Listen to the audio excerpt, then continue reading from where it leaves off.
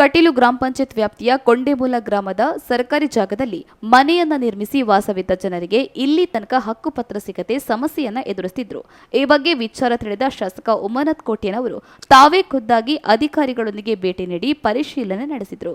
ಈ ವೇಳೆ ಅಧಿಕಾರಿಗಳೊಂದಿಗೆ ಮಾತನಾಡಿದ ಶಾಸಕರು ಹಕ್ಕುಪತ್ರದ ಬಗ್ಗೆ ಶೀಘ್ರವೇ ಪರಿಶೀಲಿಸಿ ಕೊಂಡೇಮೂಲ ಗ್ರಾಮದಲ್ಲಿ ಜನರು ಯಾವೆಲ್ಲ ಸಮಸ್ಯೆಗಳನ್ನು ಎದುರಿಸುತ್ತಿದ್ದಾರೆ ಎಂಬುದನ್ನು ತಿಳಿದು ಅದನ್ನು ಬಗೆಹರಿಸುವಂತೆ ಅಧಿಕಾರಿಗಳಿಗೆ ಸೂಚನೆ ನೀಡಿದ್ದಾರೆ.